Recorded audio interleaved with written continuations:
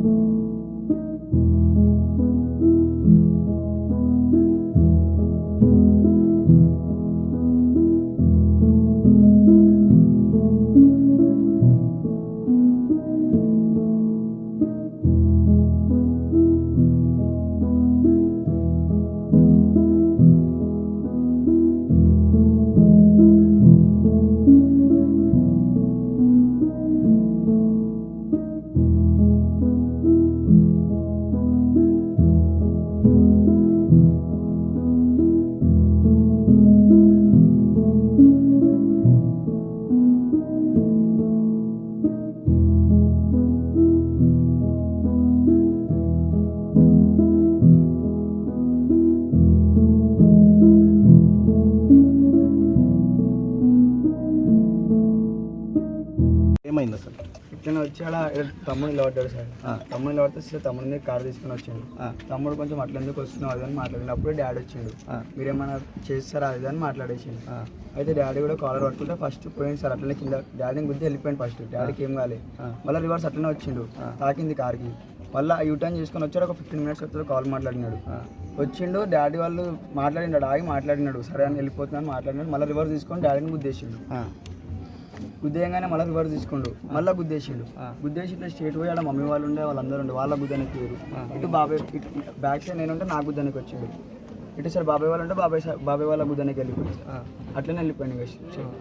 అసలు ఎందుకు నువ్వు ఆ టైంలో రాలేడని నిలబడి డాడీ రాలేడని నిలబడితే కార్ మీదకి తెచ్చి టర్న్ అవుతలేదు, కార్ రోడ్ల మీద నిలబడ్డా అని అప్పుడే డాడీ వచ్చింది. డాడీ రాగానే ఏమైంది అన్నాడు. తిట్టిద్దాం మేము కూడా ఇట్లా అంటున్నాం జరుగుతుంది. ఏమన్నావు?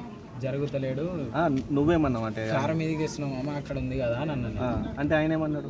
ఇవే బంద్ చేసుకోవాలి అడ్వాన్స్ అని అన్నాడు. మీ డాడీకి చెప్తా అంటే వస్తున్నా మా డాడీ ఆల్రెడీ అని అన్నా. చెప్పిన డాడీ అంటే నేను చెప్పుకుంటారా నువ్వు వెళ్ళిపో అని అన్నాడు. నేను రాలే, డాడీని తొలుకోదామని ఆయన అక్కడ మలిపిండు కారు. ఆడదాకా పోయి మళ్ళీ రివర్స్ వచ్చిండు. ఎంటకన్లకని చూసుకుంటే కాల్సిన డాడీకి ఇట్లా ఎంటకని గుద్దిండు. డాడీ మళ్ళీ దగ్గరికి పోగానే డాడీ గల్ల పట్టిండు. కార్ స్టార్ట్ చేసి జప్పని ముంగడ తీసుకోగానే నేను గుంజేసిన డాడీని. మళ్ళీ ఆడికి పోయి ఒక 15 minutes నిలబడి వచ్చిండు. లైట్లు బంద్ అయిపోయినాయి. ధన్మాన్ వచ్చి గుద్ది వెళ్ళిపోయాడు. ఇక్కడ వచ్చి ఆడ మమ్మీ వాళ్ళందరూ నిలబడితే గుద్దనికి పోతే వాళ్ళు పక్కకు జరిగింది. లైట్లు ఎవరు బంద్ చేసిన ఆ టైంలో? ఏమో ఎంటకైనా ఎవరు వచ్చారు, వాళ్ళ కొడుకు ఎవరైనా రావచ్చు. ఓకే.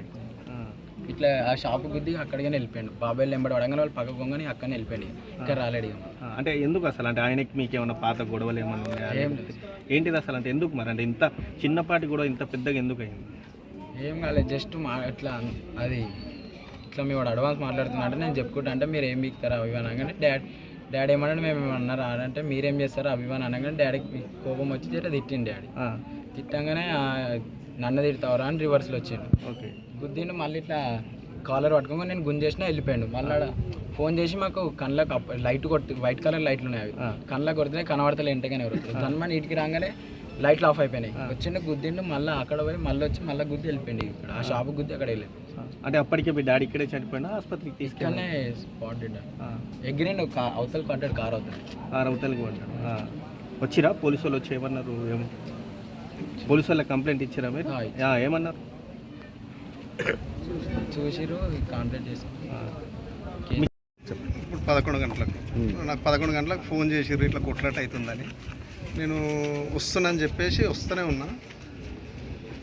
ఇంటికాడ బండి పెట్టి బయటికి వెళ్ళేటోళ్ళకు ఈ ఆంజనేయులు అనే వ్యక్తి మా తమ్ముళ్ళు ఫోన్ చేసిర్రు, ఇట్లా అవుతుందన్న అన్నను గుద్దేసిరని.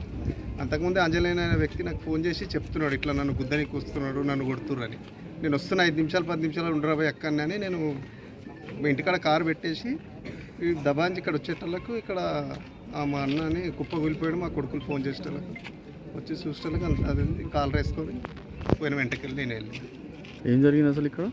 ఇక్కడ ఏం జరిగిందనే తెలియదు. ఇది చిన్న గొడవ పడ్డారంట వాళ్ళు కొట్లాడుకొని హాస్పిటల్ తీసుకుపోయే హాస్పిటల్ బాలాజీ హాస్పిటల్కి పోయే లోపల వాళ్ళు ఆడికి హాస్పిటల్ సర్కార్ దవాఖానకు రాశారు సంగారెడ్డి. ఆడికి పోయినాక వాళ్ళు చెప్పేశారు.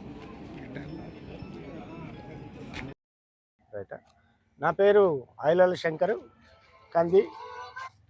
మేము ఏదైతే ఇక్కడ సంఘటన జరిగిందో ఆ సంఘటన చాలా దురదృష్టకరం.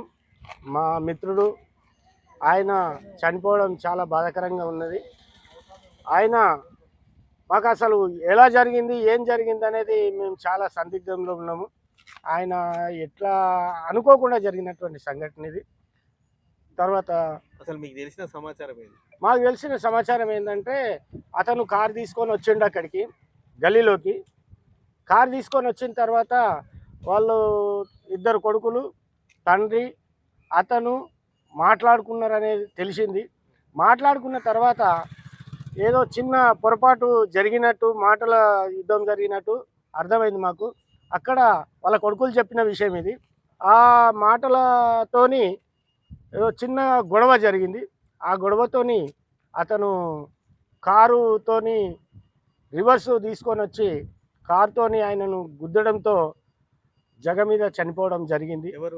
రమేష్, బూడి రమేష్, సన్ ఆఫ్ శివయ్య, ఆయన మా ఇంటి పక్కిల్లే.